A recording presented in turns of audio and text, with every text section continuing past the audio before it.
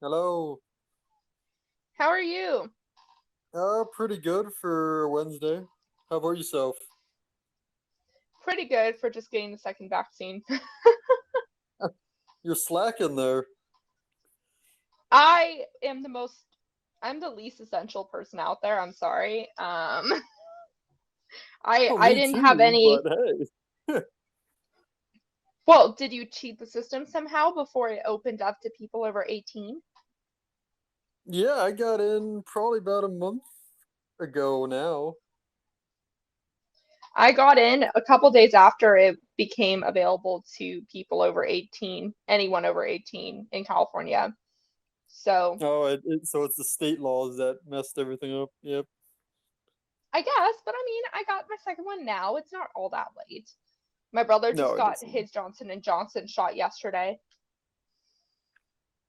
And that's what I got. You know. Oh, you got Johnson and Johnson?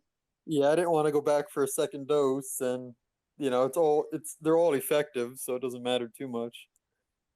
That's true, though there still is side effects for my exact demographic when it comes to blood clots and stuff for Johnson and Johnson. So, and there's a higher effectiveness of Pfizer, so I got the double shot.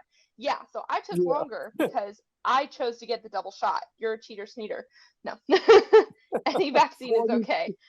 slightly off topic, but yeah, there was a new trial a new data that came out that basically said in the real world, the Johnson Johnson meets 90 close around 90% for effectiveness. Oh, really? Yeah, so Oh, it's that's even doing good. Did they just as well originally? as Pfizer. Yeah, Hmm. Okay, well, I was a little paranoid about the blood clots because yeah, it literally is like for women ages 21 to 45 or something, and I am 24 and a woman, so I just didn't want yeah. to risk it. I mean, even at that point, the even though it is a risk, the risk is minimal. It's like Oh, it's zero so point low. one percent. It's so low, you're more likely to get a blood clot from just daily, your regular activities. The Yeah, risk is lower yeah, than that. So, but I did read some of the data on that when it did come out. yeah, no, that's definitely true. Well, before we start, do you want to introduce yourself since I'm incapable of doing so, shown in the Google Doc? Yes, I had to edit it. I'm glad I caught it last night. I didn't know you I were would have still writing that. I would have double checked the date. I would have double checked the date, or like not the date, sorry, the location you live in. But I definitely would have called you an environmental specialist because that's what you put on your LinkedIn. Yes, but in terms of my job has uh it's switched around a little bit, so it's not accurate. Do That's you what I have a new strive job for to now? be. No, I still have not a new job. It's just a continuation of what I was doing last year.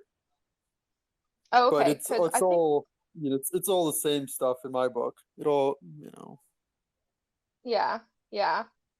Okay, but in gotcha. my view, it's a Well, more accurate representation of what I'm currently doing. yeah. Give yourself a job title, please, to make it simpler. Thank you. uh, well, with that, I am Mickey. For all those who are listening for the first time, I work in the environmental field, and I currently do geospatial work, GIS mapping and such. And I'm a nuclear energy advocate. I like how you especially say I'm a nuclear advocate. That's interesting that that is your prioritization for saying that. I mean, I am too. I think honestly, a lot of environmentalists have become more comfortable with nuclear over a period of time than they used to be because of, Yo, yeah, like, for example, the book that we're reading, you know? yeah. I mean, there's some change because they see the reality, but not enough environmentalists to stop the closure of Indian Point, Diablo Canyon, and the fight that we're having here in Illinois with Byron and Dresden. Oh, interesting. Okay. Okay, that's fair. Yeah, all right then that's fair to state that. Okay, fair enough. I think it's interesting. Sorry, I need to introduce myself, I know, but I think it's interesting how I think more liberal environmentalists need to wrap their brain around the fact that we need nuclear because we've taken so long to move on climate change. And just the same way, I think that more conservative environmentalists need to wrap their head around going beyond just market tools because we've waited such a long time that we can't rely on just that either. So we need to find a middle ground is what I'm saying. Yeah, and Um, surprisingly, there that middle ground is becoming more common, I guess. yes, It just comes down to communicating shared values and then getting away from the what do you want to call the sound bites and the PR talk. Once you get away from absolutely. that, there's a lot more understanding from both sides. Yeah, I completely agree. Well, with that being said, hi, my name is Becky, and I run the Beckosphere on YouTube, and I guess here technically is the Beckosphere. And I am a science writer in my day job where I write about science that's going on a university campus that I work for. And I just basically write it in a way that everyone else that wants to read it can understand the complex research. So that's my job. And I'm basically doing that as a side gig too with this channel. So I guess I'd all the like to research. explain. Yes. Yeah, it's a side Well, hobby here. yes, exactly. Well, today we are going to talk about chapter 7 and 8 of Bill Gates' book, How to Avoid a Climate Disaster. How do you, since we're about halfway through the book, what do you think about the book so far, Mickey? I think we had mentioned this in the first two chapters. He does a good job of laying things out. He doesn't so far. He kind of puts it in a good perspective. One based on really the pragmatic challenges that we've Mm-hmm. got to either tackle or that we currently have. He kind of stays away from things that don't really have any research or aren't current in research development, but he's not opposed to those things. So it gets I guess, a more well-rounded view of how things could move forward than some other um, environmentalists. Yeah, I think over just my period of time of reading climate change related books, I think that we've done a lot better at explaining the science and the nuance than we used to, because it used to be really hard to cut through the jargon. Some of the older books that I read, they Mm. really did their part to be like, look at me, I'm a scientist, I know a lot of sciencey sounding things. And now we're realizing, hey, that technique of just being like, I'm smart, so you should listen to me, doesn't really work that great. Um, and so now we're trying more for an emotional appeal and relating to each other and being more down to earth. And I do see that a lot in this book too, even though It he's a really is. billionaire. Yeah, I mean, but he's talking in a way that makes it's easier to understand. When you Yes. talk scientist jargon or you read like a research paper, the only people understanding that is the people in the field. The people in the same type of work or related. Uh, Right. or you're doing research yourself. So it really is good to have a book like this that does give you I guess, really a good foundation of where to start the conversation. Yes, exactly. Like he does a lot of he starts with simple ideas and works his way out. So speaking of which, Chapter 7 is called How We Get Around, which represents 16% of the 51 billion tons a year of emissions that we emit. So it represents 16% of the problem, basically. And he starts with a quiz, which is one, which of these contains the most energy? A, a gallon of gasoline. B, a stick of dynamite. Or C, a hand grenade. The answer's A. And then question 2 was, which of these is the cheapest in the United States? A gallon of milk, B, a gallon of orange juice, or C, a gallon of gasoline? And gasoline's the answer. And sorry, side note, but my mascara was more expensive than a whole container of Sprite that I got my brother today. Just notice that. Just prices are weird, man. Well, yeah, there's a lot of factors that go into it. I think currently, though, a gallon of gas for me is more expensive than a gallon of milk. Um, Yeah, I kind of think so too, being from California. right now, but that's because of gas taxes here in Illinois. You know. Yeah, California feels, yeah. Um, but it's basically because, well, gasoline is so damn cheap. Like, we've been doing it for such a long time. The prices are the lowest in every aspect of the production, the transportation, and the usage. So that's why it is so cheap. And that's one of the reasons why it's going to be so hard to transition away from it, because it is so cheap. So yeah. So that's the first part basically of this chapter. Is there anything else you want to add for the first 2 pages, I guess? No, I think that's about it. All right, gas is cheap. First 2 pages, done. So, third page is he talks about how the Organization for Economic Cooperation and Development predicts that demand for transportation will keep growing through at least 2050.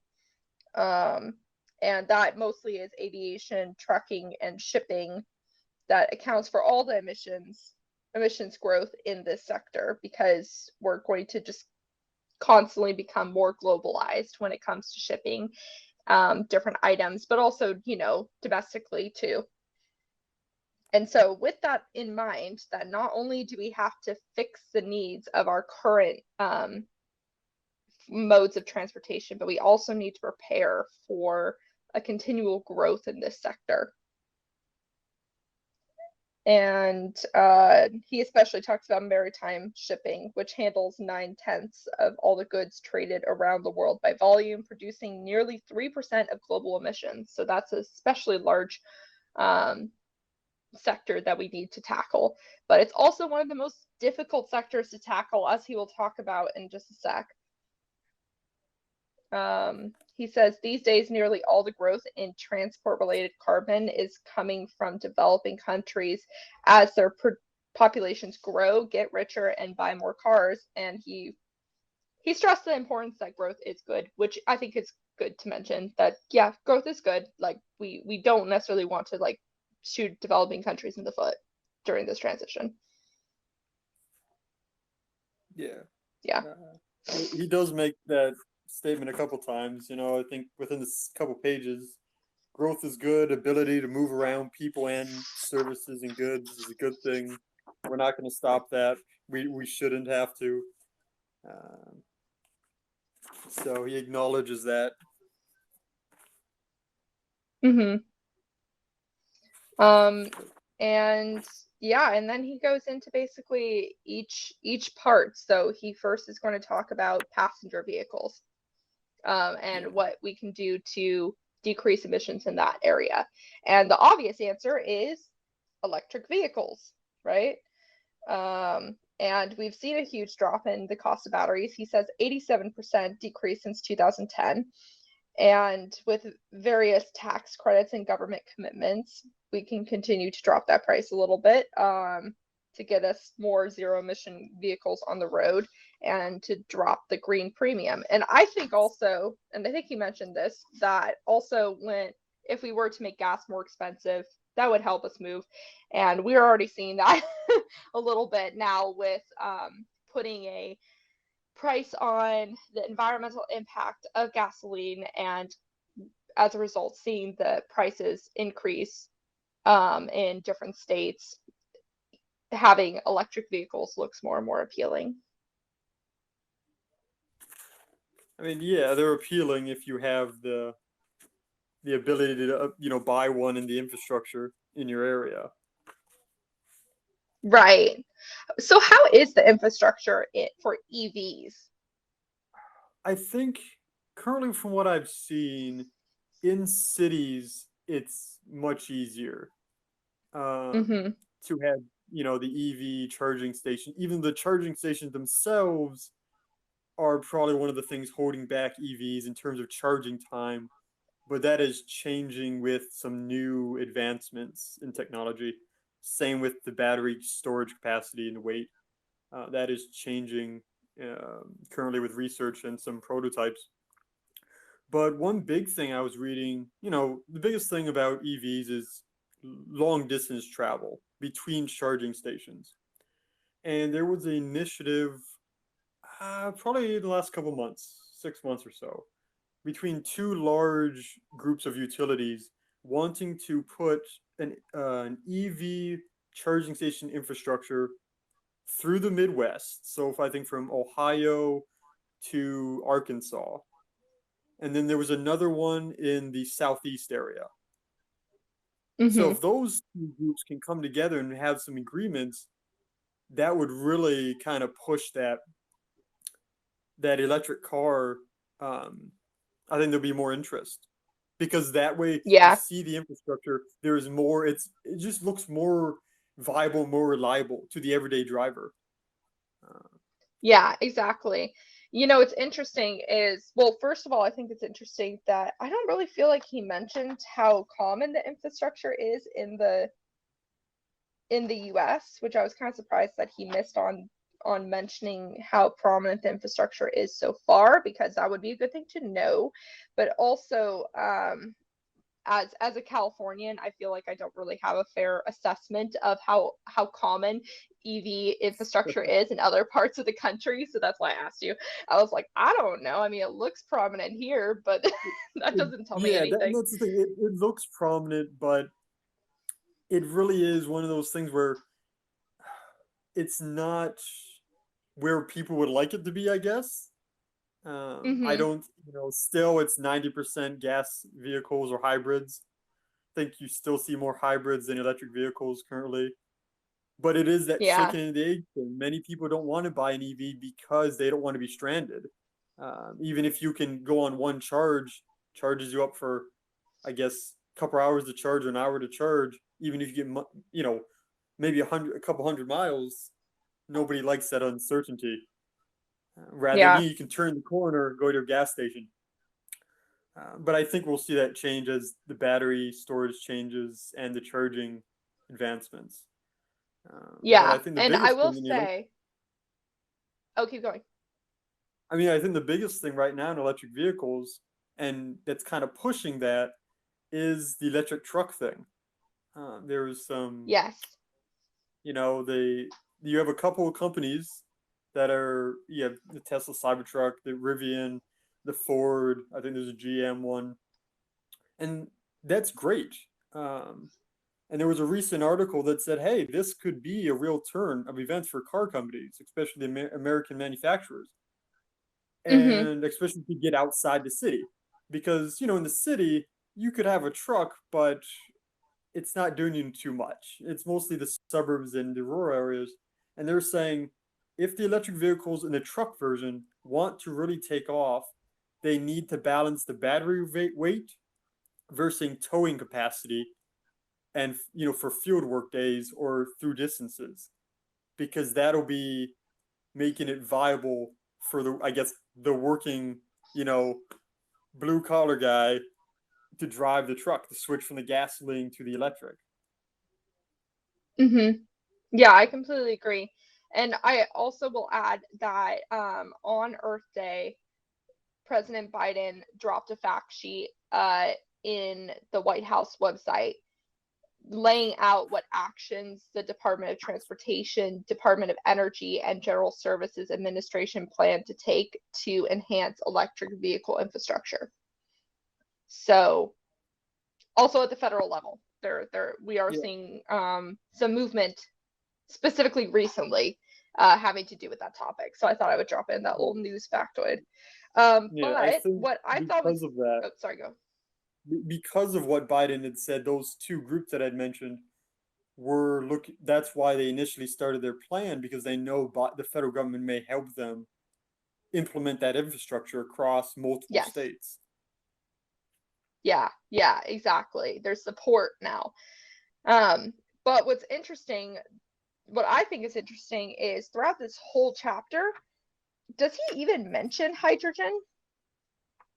Well, no, he doesn't. I think he mentioned in a couple sentences. Hydrogen basically has lost the personal car battle, in terms of, Yeah, like a market share in terms of personal vehicles. They've lost that battle. It just hasn't worked out for them. yeah. But as we go later into the chapter, there's more areas where I think hydrogen could be applied that it's not. And instead, he goes on the whole route of like biofuels. He really likes Yeah, biofuels. which he says himself that it's underfunded and it's, didn't work well. But the way I don't like biofuels, I think it's a bad plan because it's jacks up the prices of food, and it's also not environmentally friendly. I agree. Though he did mention for the food part that nowadays, like you can use things like switchgrass for it Yeah, instead, and and I mean, you possibly can use use it. you can use sugar cane. You can use what is that, sugar cane? You can use sugar cane. And there's a couple of things, which is great, but I don't know. I'd rather have a different chemical alternative than using biofuels.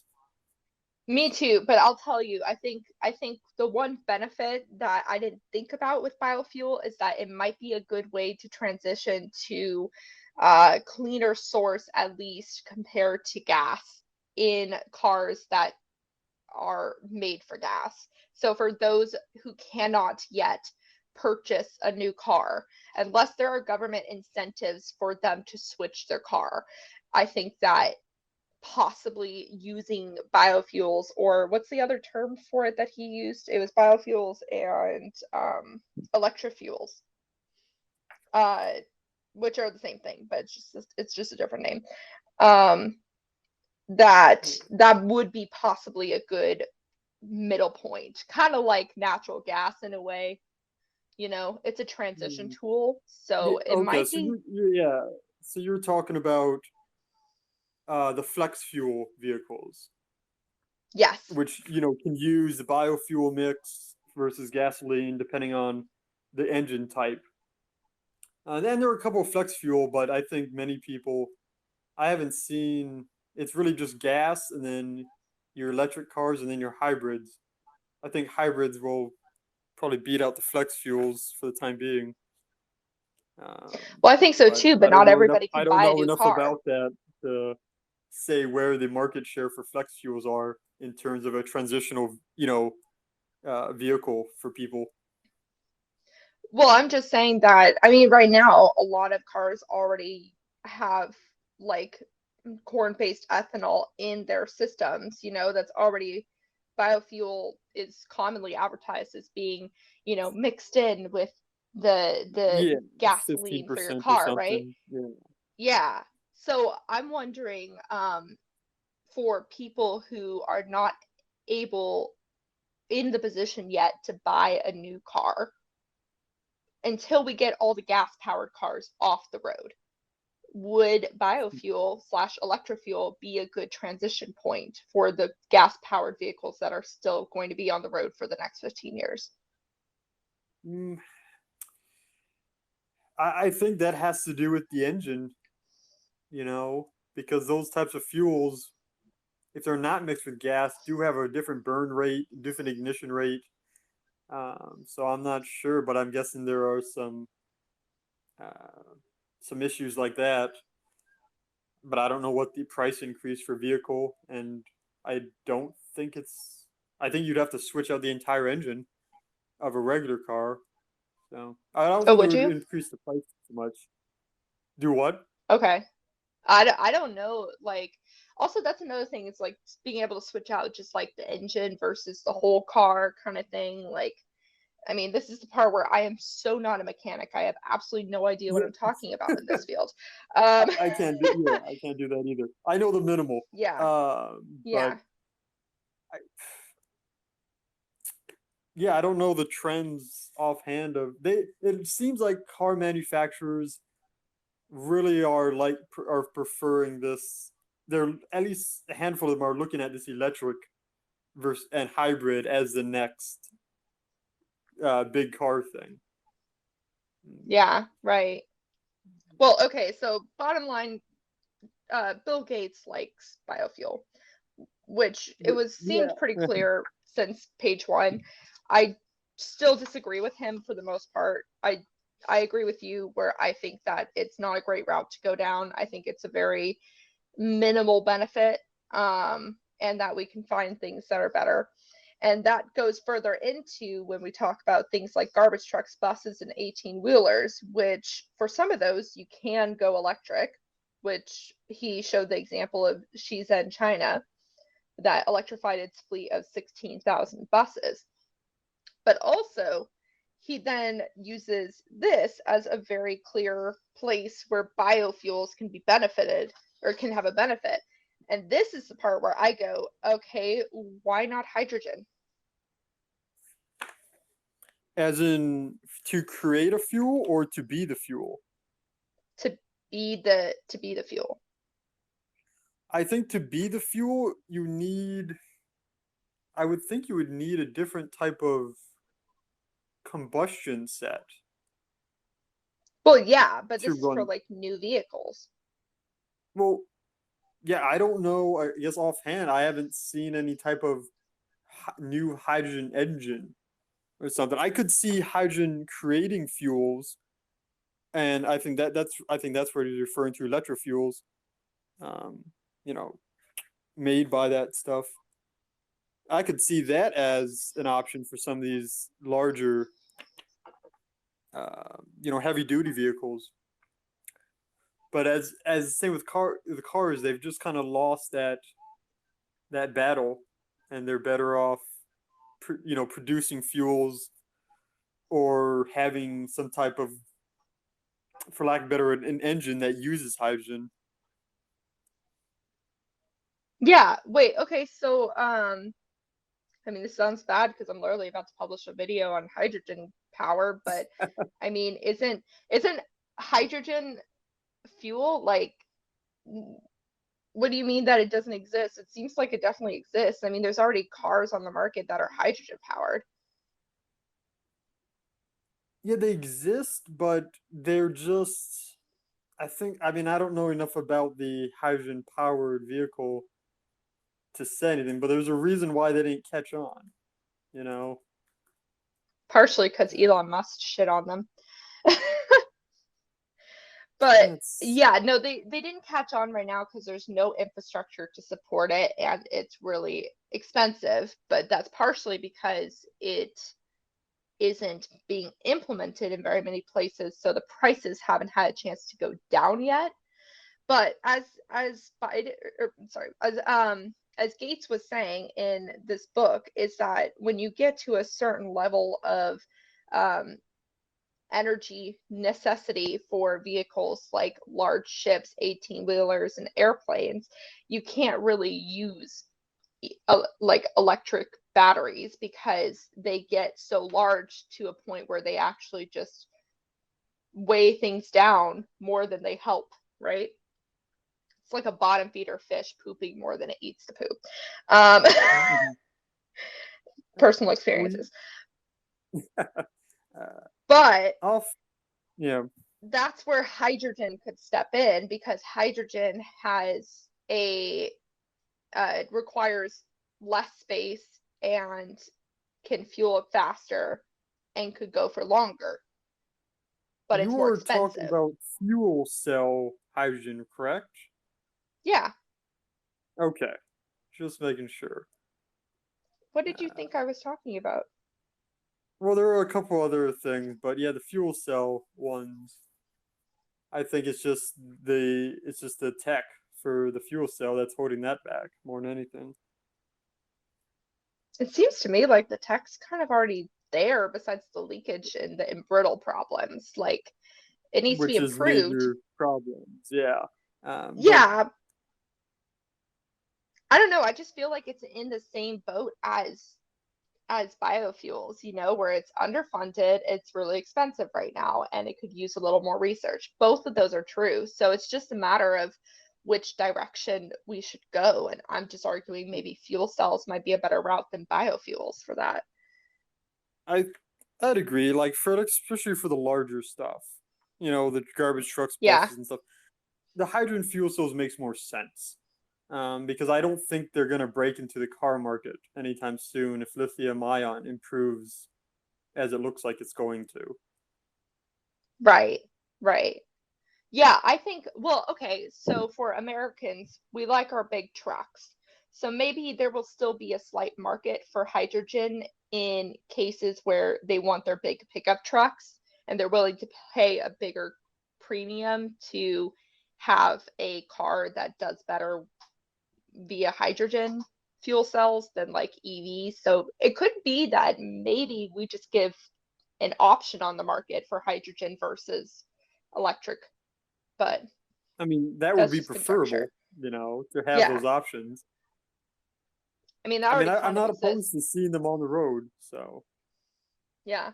But as you said, the infrastructure is very much lacking and it's also really expensive. And there are still some issues having to do with leakage and brittled metal to work on. But I don't know. I just think it's weird that Gates went on such a tangent with biofuels and didn't even mention hydrogen in this. Like, that was just kind of surprising to me. I mean, this was written recently too, so yeah, I am Yeah. surprised.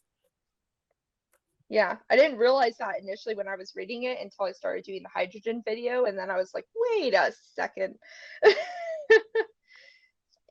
But let's go back to the definition of electrofuels because maybe, electrofuels does have something to do with hydrogen, right? So electrofuels combines hydrogen in water with the carbon in carbon dioxide, resulting in hydrocarbon fuels, right? So help me break that down. How is that different than I'm trying to, I'm struggling. Help.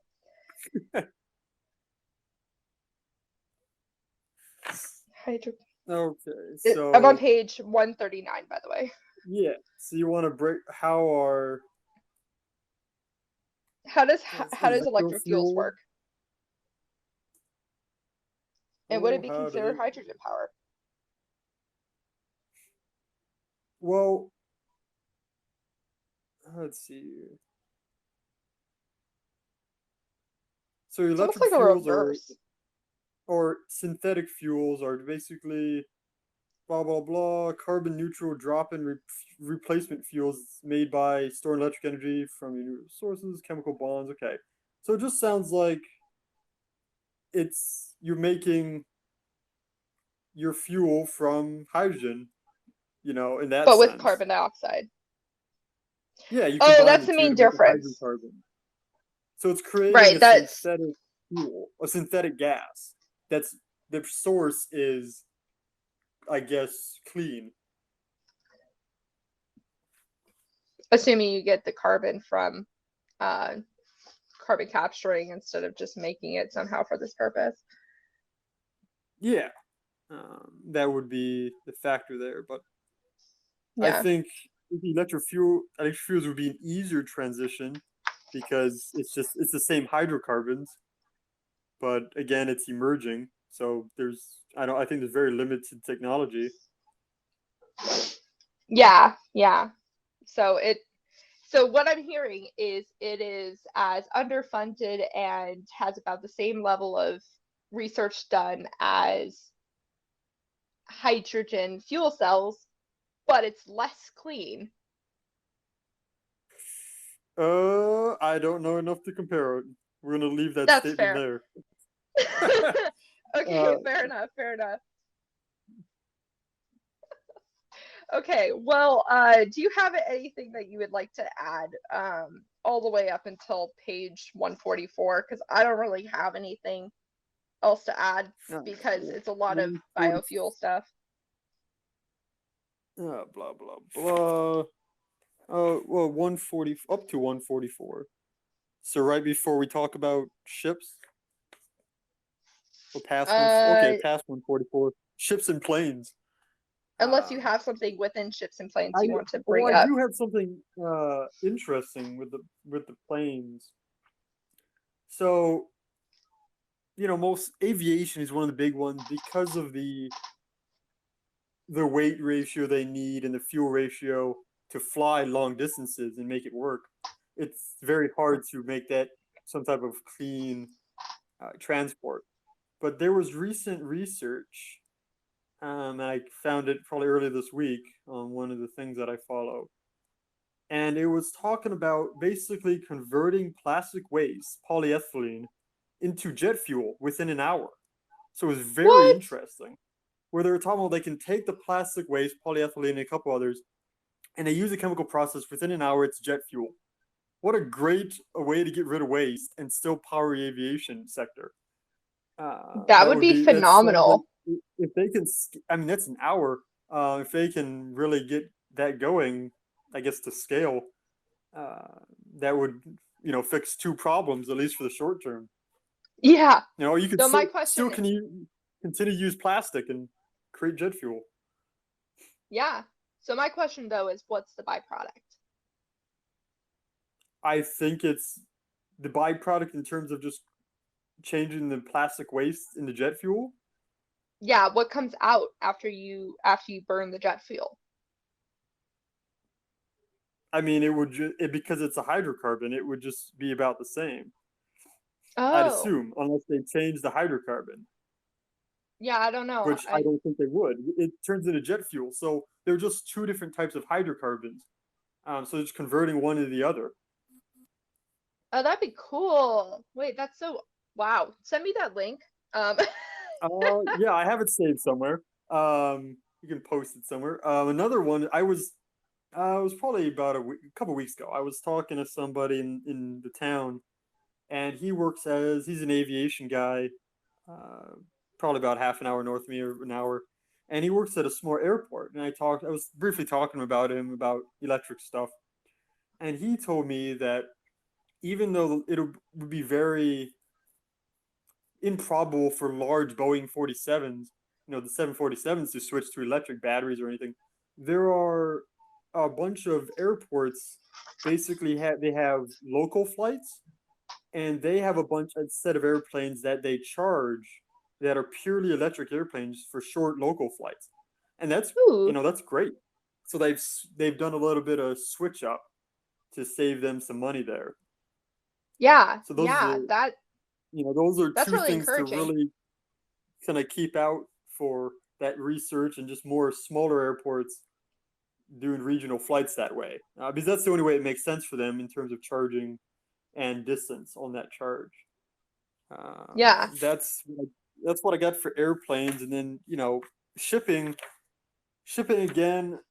I think I don't know enough about it, but I've read this in a couple articles. Was the big shipping containers basically use bunker fuel, which is the low end of oil and gas remnants. Mm-hmm. And that's one of those things that is hard to replace. But if there's any light for cargo ships that, do the global trade thousands miles or so on a regular basis, most of those shipping containers can just switch over to having small modular reactors like the Navy does and icebreakers do, which is a Exactly. proven thing. And he mentions it briefly at the end of the chapter here, Very but that's one of briefly. the things that yes, which is unfortunate. But there's a lot of research and a lot of push for that Mm-hmm. outside of the cargo ship industry because it's a thing that has a proven track record that's really could help us in emissions.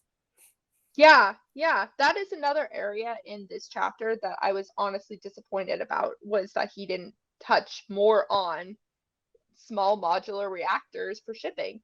Like he touched on it in like one sentence. I'm like, sir, I thought you were a Yeah, fan of it the was, nuclear. Why aren't you he, bringing he this was up a, more?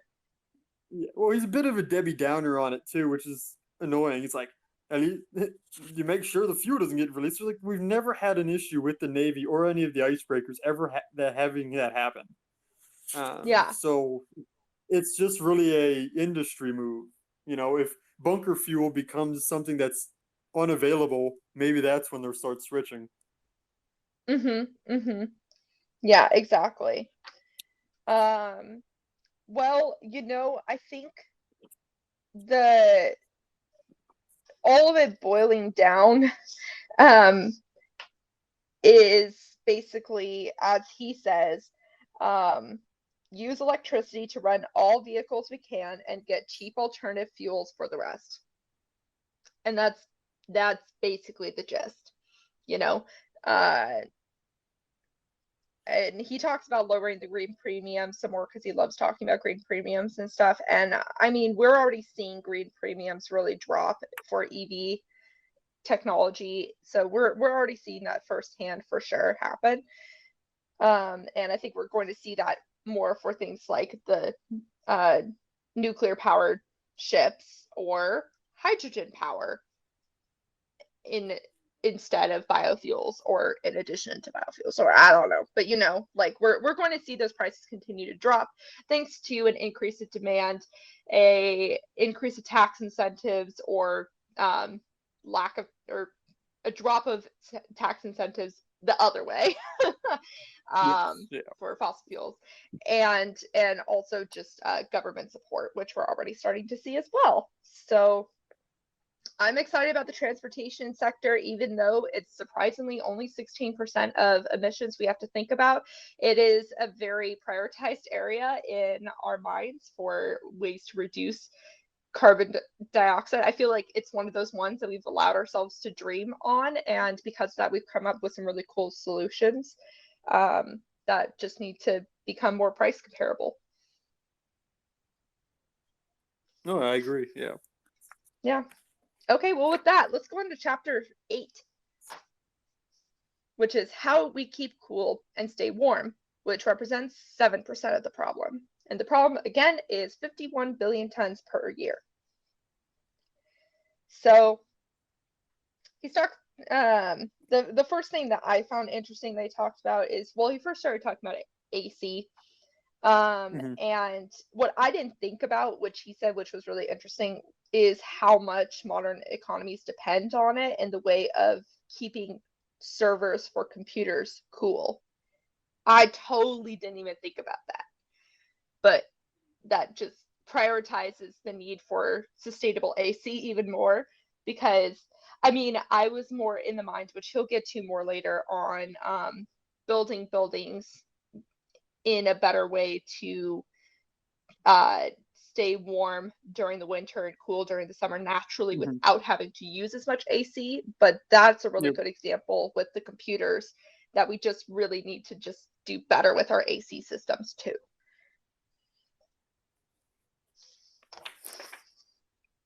And AC systems are an area where honestly we could easily be doing better if we just had better regulations for them. Yeah, I mean AC, I mean it's everywhere and it's going to continue to grow. It's one of those conveniences that most people aren't ever going to give up if they don't have to, or Yeah, if they and don't with have an continuous alternative to switch. yeah, and with continuous heat waves getting more and more extreme, it's going to become even more invaluable to have AC systems for those who don't do well in heat strokes. Which he brings up the ironic part, which is one of my favorite things, is just the very thing that we're doing to survive in warmer climate is making climate change worse because ACs, which is true. Yeah, I think he mentions the biggest thing with, AC is not, besides the fact that it's running on electricity, you really can't choose which source you're having the electricity run from, usually when you're connected. But it's the F gases, the fluorine gases that make up Yes. the stuff in the AC unit. And I think that wasn't there a recent law or ruling about those gases where they had to phase them out, or was that for something else? So that's the Kigali Amendment, and that had to specifically do with hydrofluorocarbons. But he did mention Yes. a couple other F gases in there, and I don't know if those were included. I assume that they must be because, like, why would you only pick one, right? Because those F gases are also common in everything from refrigerants to aerosol. So Yeah. it was basically a replacement for what caused the ozone layer to deplete was those kind of gases. The shoot, what are they called? The chlorofluorocarbons Yes. were replaced by hydrofluorocarbons so that the ozone layer would be depleted. But now we're finding that those are a potent greenhouse gas, and now we have to move away from those. Um, what was interesting to me is that I did already think that there were alternatives to it. He's acting like there aren't. I kind of got the impression there were alternatives to I to that. There, there are. I know there was an EU ruling or an EU European Union law in 2015, and they were talking about alternatives to that. Right. But Well, they that is not even something I've even looked into. Is what are the alternatives and how prevalent that is. well, I know in refrigeration, instead of using F gases, they have started using natural refrigerants, which include ammonia, propane, and even carbon dioxide itself. Um, so there's other alternatives for that, but I don't know if that applies to AC. I think it does though. Like I'm pretty sure you can look at the manufacturing number and that will tell you what gas is being used. Hmm. When I did the HFC's video, there was a list of more sustainable um, manufacturing numbers to look out for when you're purchasing a unit.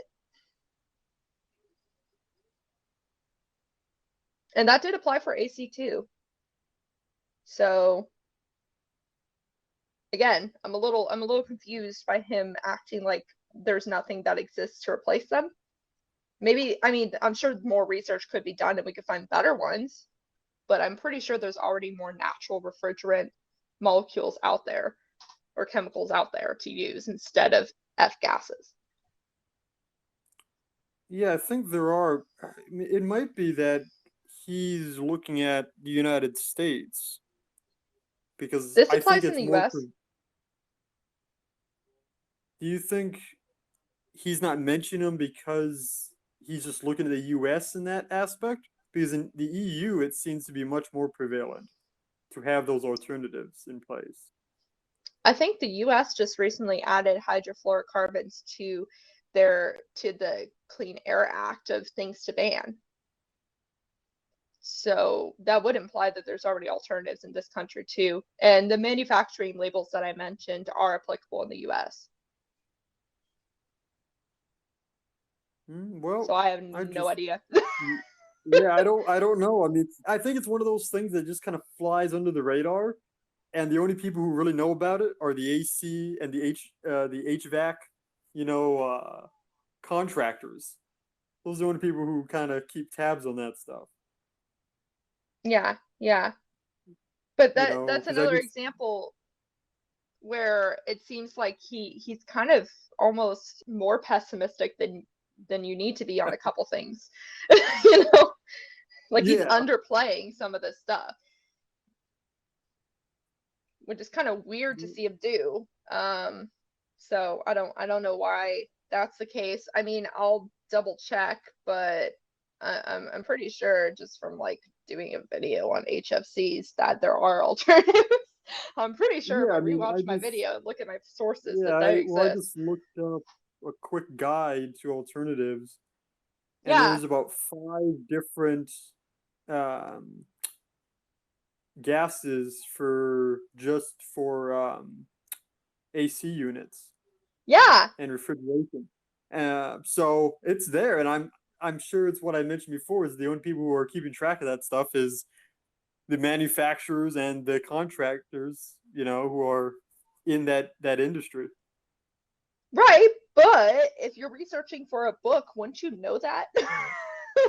Oh, I mean, hey, you can't cover everything. I'll give him a pass. Maybe I not to don't be give him a about. pass. I do not I'll give give him a him pass because he did a maybe not. paragraph that specifically says these ideas are still at early stages of development, far too early to put a price tag on them. I But that's wonder, not true.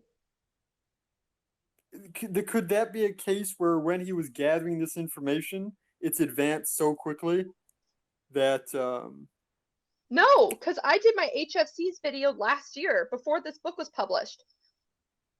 well, I guess I can't give him the benefit of the doubt. You Sad day. can't. You can't when Becky can research it. Uh-oh. That's the bar we're Uh-oh. setting, huh? That is the bar we're setting. If Becky, in her free time with a bachelor's of science, can research it and find different results, then we have an issue here.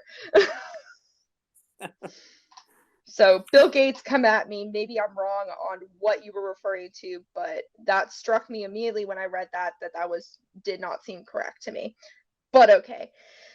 And I'm pretty sure the 2016 197 countries rings a bell specifically for the Kigali Amendment, because that was when the amendment occurred, was in 2016. Mhm. And so Yeah. he said in that had to do with certain F gases. So again, maybe the alternatives that we're referring to only apply to certain F gases. It can't replace other F gases. Maybe that's what he's saying. But if that's what he's saying, then he needed to explain it better. Yeah. Again, you've done the research on that, not me. So. Boom. Okay. Um, okay. So then he goes to talk about warming. And it's really interesting how the first paragraph of the warming, he's having to explain himself on why it matters that we care about warming when the world is warming, and how there's still going to be winters. And I mean, I guess that's good for some people to hear. I thought that was a duh, but maybe it's me. um, I mean, it's probably for those people that tweet, if there's global warming, why is it so cold? Mm. So People yeah, who but don't understand the honestly, difference between weather and climate. Yeah. but I don't imagine them being the ones that read this book. You never know who's going to pick up a book. I don't know. You never know, but if it's Bill Gates and they're saying that, I mean, a lot of those people that don't understand climate versus weather and are feeling comfortable enough to tweet that, also I'm pretty sure don't trust Bill Gates. But um Oh, I might be especially with the categorizing. recent news that he's been supposedly, allegedly part of. I feel bad for Melinda. That's all I'm going to say. Um, Off and topic. Off topic. I I feel bad for the Melinda and Gates Foundation, Yeah. the Bill and Melinda Gates Foundation. That's what I feel bad about, and that's on topic because that has to do with this book. Some of the research that he mentions in chapter 1 and 2 is funded by that foundation. What's going to happen when they get a divorce? Are they going to The board of co-parent the directors is foundation going still? to. That's what they had mentioned earlier, but I think the board of directors is just going to take over. Yeah, maybe. I wonder if one of them will take their name off of it. Probably not. Wouldn't be Bill. Wouldn't be Melinda. She's the one that talked him into this, I feel like. But okay, off topic. Sorry. So warming. Um, one of the interesting things that I read here is the amount of solar power available can drop by as much as a factor of 9. And there's also periods where there's no wind, but you don't want to freeze to death. We've seen that in Texas.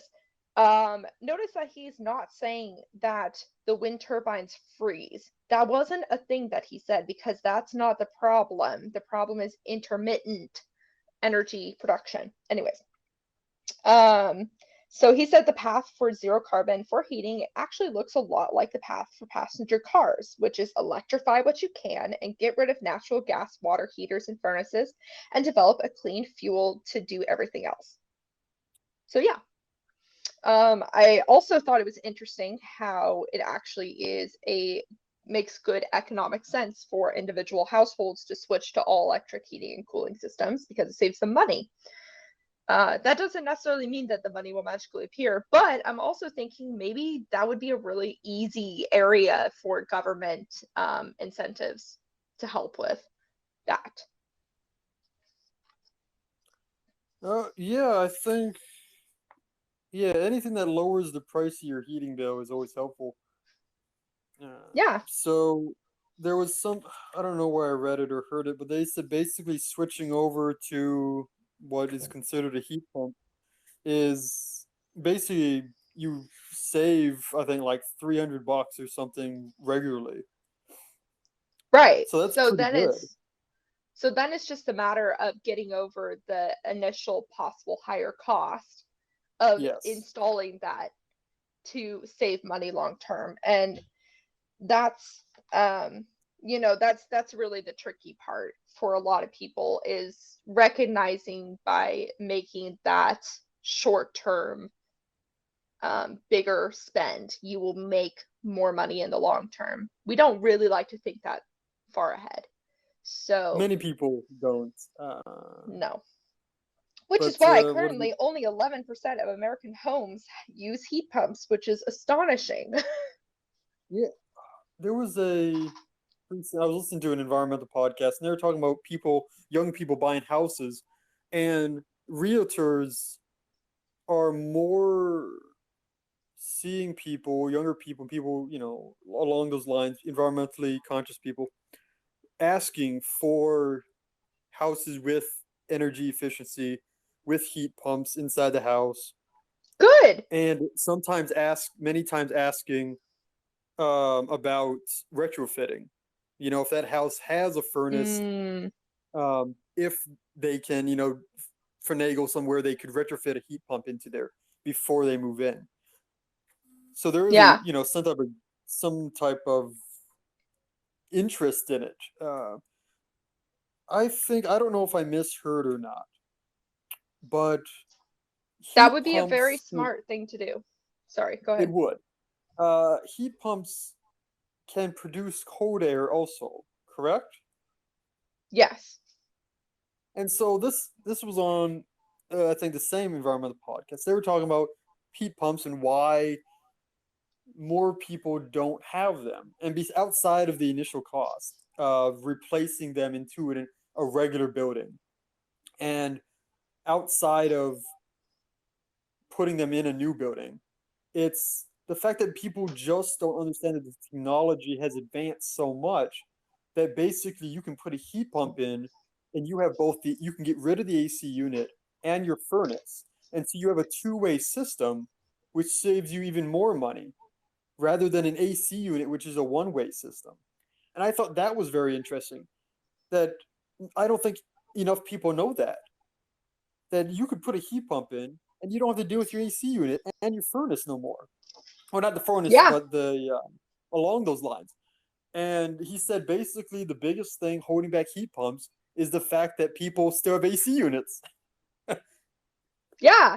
They just don't know. They just don't know. And also, as Bill mentioned, outdated government policies, which I found fascinating because I totally forgot that there was an energy crisis in the 1970s, and so people were specifically being told to find as many things that they could to get out of the electricity um, cycle, which is hilarious because right now we're being like, please do whatever you can to electrify everything you can. It's the exact opposite. Yeah, So isn't that interesting? it is interesting. Also, I guess on a little side tangent there, but I've seen it a couple times. I don't know if you're in an area where you see these billboards where it says, and I think it's particularly to California, where it says, "Please do not use electricity. Use less electricity between 4 and 9." Yes. Okay, so it is an actual billboard. Yeah, it's a billboard. I think I've seen it on YouTube as an advertisement. I see it everywhere. Okay. Yeah, yeah, and you can actually go on, like, you'll get paid, or you will have to pay less if you manage to follow through with that by using less energy at that time. Now, I just use energy all the time because I telework and I have a YouTube Yeah. channel. So that's completely not an option for me. So everything I do won't really work. I mean, the best I can do is the fact that my roommate goes to work during the daytime.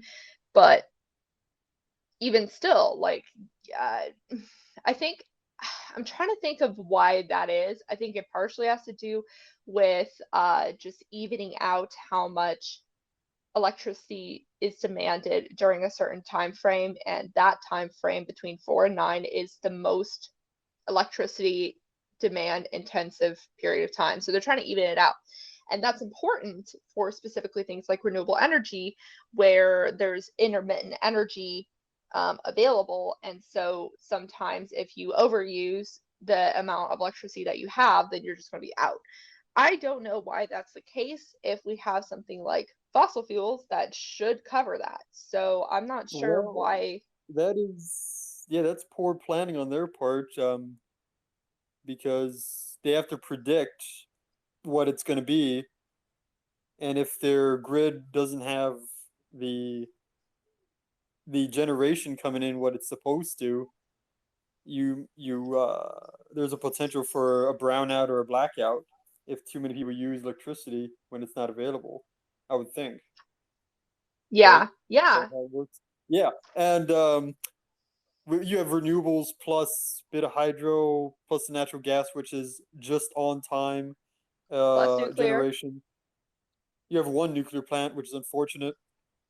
Well, okay, if we get The more nuclear plants, that would help. Well, you should save Diablo. That's 2 gigawatts of electricity. You get California just thrown away. Uh, but yeah, they do Wait, have the is little Diablo problem. here? Yeah, it's north. It's north. Oh, I need to look that up then. Uh-oh. Uh-oh. Oh, I'm sorry. I'm still, even though I'm more supportive of nuclear than I have ever been in my life. Like honestly, just over like this this book and like even talking with you and stuff, I'm more in support of nuclear than I have been before because it's very common for environmentalists not to like it, but even still I'm not necessarily in the loop with it. So I don't know Yeah. what's happening. Can't expect you to be in the loop, but you're making progress.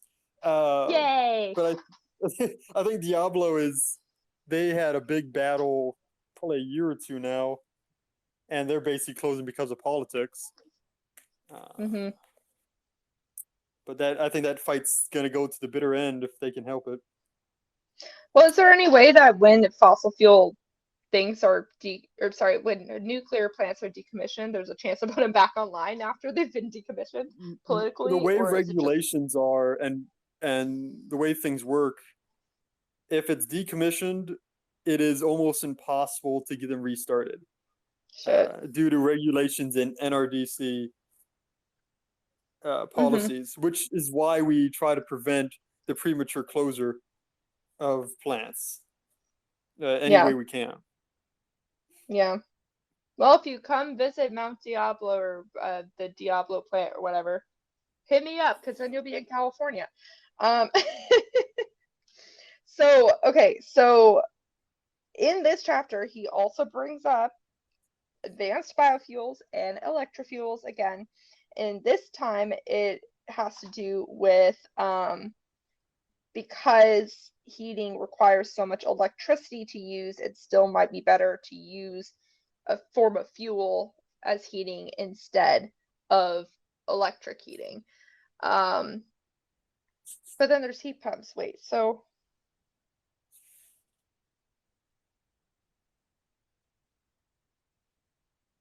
yeah, okay, it's furnaces in particular, I guess.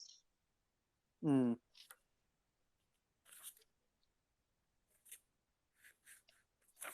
So is this just for things that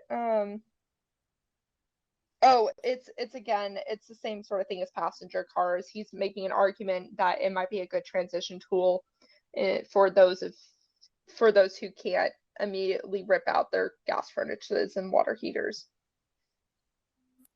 Which is a good amount, which is a large amount of population. Yeah, so They're just instead not to going to be use able to. So instead use biofuels and electric fuels. He's saying it again, like you can easily just switch and like you don't need any infrastructure change to just start using those. So I don't know. Yeah, I mean, I know when you switch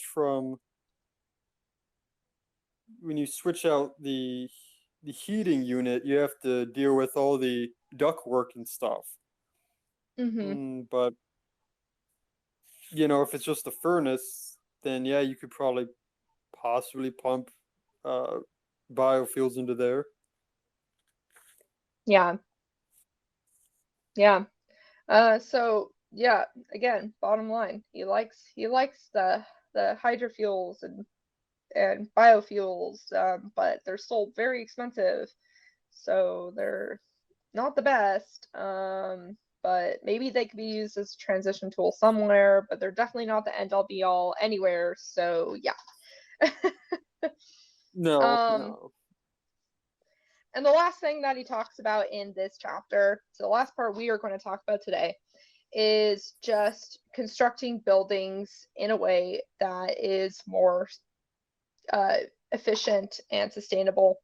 Because, as he put it, we're going to be putting up another New York City around the world every month for the next 40 years. So it's Yep. not like we don't have room to play when it comes with having more green buildings built. And he made an example with the Bullet. That's a weird way to spell bullet, but it's Bullet Center. I'm guessing is the last name. In Seattle, which is designed to naturally stay warm in the winter and cool in the summer, reducing the need for heating and air conditioning, and features other energy saving technologies such as a super efficient elevator. At times, it can generate 60% more energy than it consumes thanks to solar panels on the roof, although it's still plugged into the city electric grid and draws power at night during especially cloudy stretches, which is all the time because it's Seattle. So Um, but that's just one example of many buildings that are either already built or being built out there where there's a lot of smart design. Um, and I would say, so other ones that he mentioned in the way of other smart design is super tight envelope, which is not letting a lot of air leaking out, good insulation, Hmm. triple glazed windows, and efficient doors, and smart glass. I would also like to add green roofs because I think they Yep. create a good natural way to cool a space because plants naturally cool a space. So we should have green roofs everywhere. Also, they're pretty. Maybe we can have a green roof and then put solar panels on top of that because then we'll have agrovoltaics, and that would be cool. Yeah, yeah, that would be cool. I thought I'll take that if you're, you know, the town or the city allows it, the Yeah, ordinance, which I would think they would if it's not, you know, to obstruction or whatever else rules they have in place. exactly. But It's just building up, and arguably it's beautifying the place. So. with efficiency, I think you've mentioned this before, you know, energy efficiency is a huge part of cutting emissions.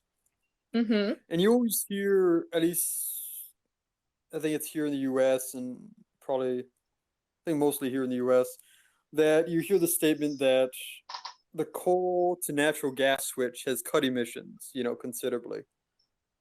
But that's only half the story, according, you know, to, I don't think it's a new analysis, but the extension of an analysis. And they said basically energy efficiency actually contributes a larger percentage of emissions cuts than the coal to natural gas switch does. Mm-hmm.